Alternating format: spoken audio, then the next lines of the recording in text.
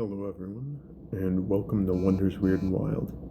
Today, we will be discussing briefly a history of archery throughout different cultures in the world. As always, if you have any topics that you'd like to recommend for future videos, please drop them in the comments, and without any further ado, let's get on with today's topic.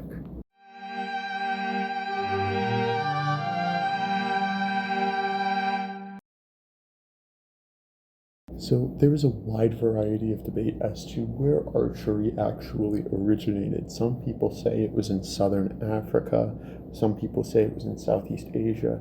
There's archaeological evidence to back both of these claims up. But from what we can tell, archery began around 8000 BC.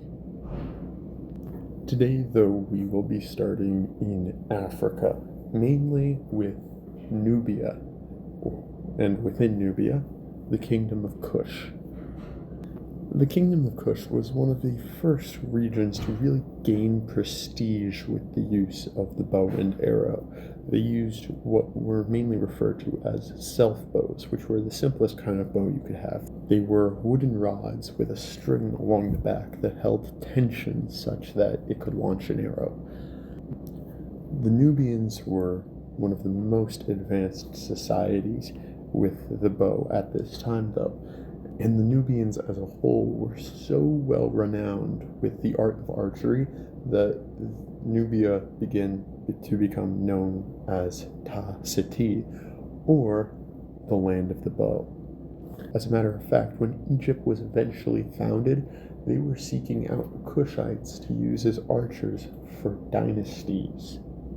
Because of this, the Egyptians had an extreme prestige in archery as well. It helped to propel their society forward into the excellence that it achieved. The Egyptians largely used archery for both military and hunting purposes so that they could defend their land and they could find food. From here, we're going to move over to Southeast Asia, starting with archery practices in China. Chinese archery practices date back to around 8,000 years ago. In China, archery was treated as not just a way to survive or a form of warfare, but as an art, as a form of spiritual enrichment. As such, there was much culture that went into the development of archery and similar.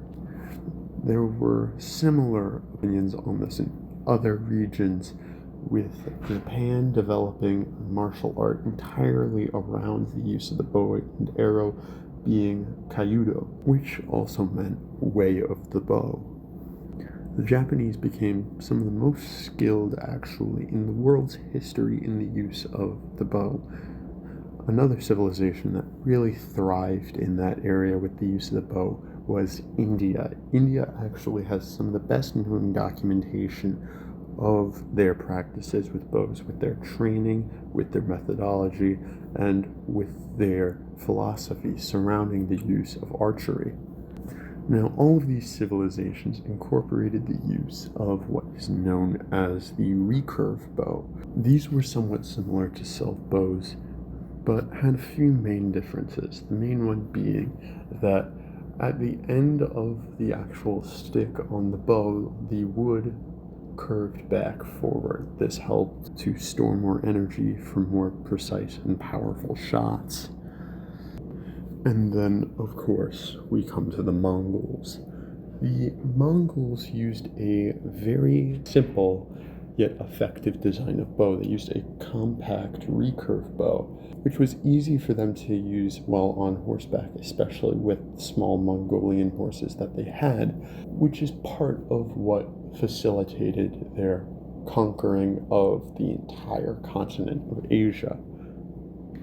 Now, here I'm going to take a minor detour over to the Americas with the use of Native American bows. There are a couple different types, and this will be a vast oversimplification to a certain degree, but it will give you a general idea of the kind of bows that Native Americans used and the purposes for which they used them.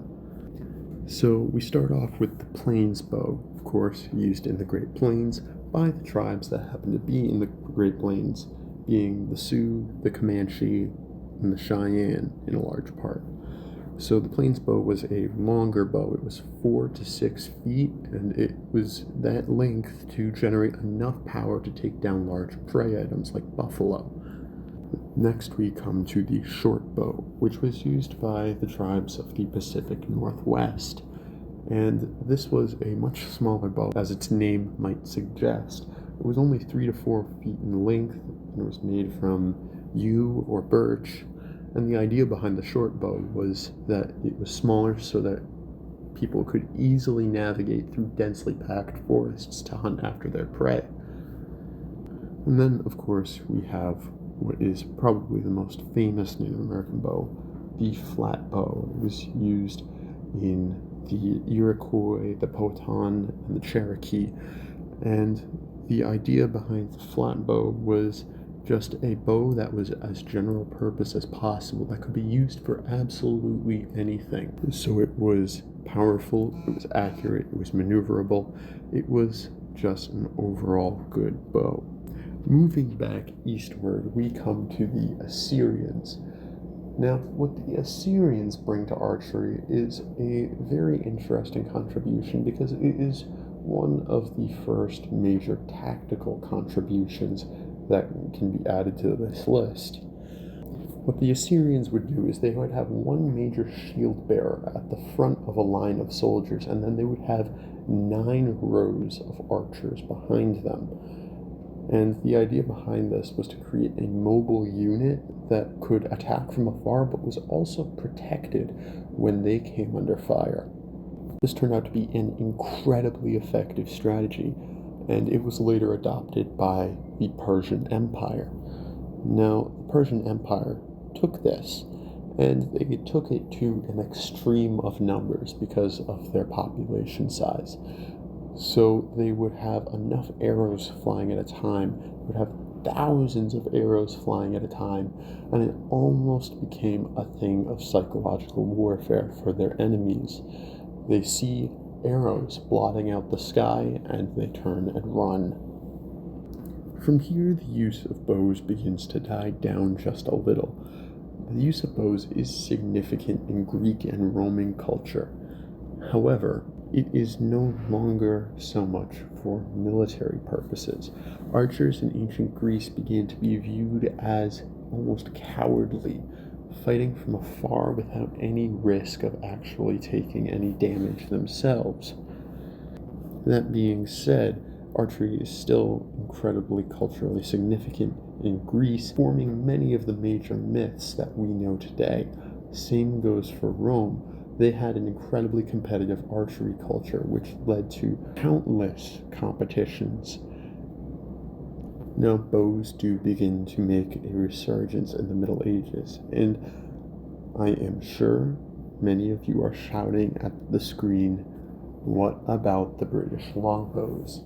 So the British were incredibly well known for their longbows during the 1300s, and it helped them almost entirely in winning as many battles as they did during the 100 Years' War. As a matter of fact, it almost certainly secured the vast majority of their victories throughout the 1300s. Come the development of further technology, though, they began to play less of a role in the 1400s and almost completely died out upon the introduction of firearms in the later 1400s. Today, there are still many people who use traditional archery hunting methods, especially in more isolated regions of the world, but there are many people who just do it as recreation. Archery is also a very popular sport, with many of the bows being used today being compound bows. Compound bows essentially use pulleys to increase the force that's exerted on the arrow, thus increasing the speed and power of the bow. They were invented in 1966 by Halls Allen in North Kansas City, Missouri. Ever since, they have been one of the most popular forms of bows in the world. I would like you to keep in mind that this is a highly, highly extensive topic. Archery is something that has been practiced for thousands of years on Earth. I am no expert in this topic. This is a very brief, cursory outline of archery cultures throughout the world. I'm sure I missed some, and I'm sure that this is not completely comprehensive. So please let this be your inspiration to go out and do your own research as well. Don't just go off of what I've said here. That is my disclaimer. Thank you all for watching. As always, if you have any ideas for future videos, please drop them in the comments, and have a nice day.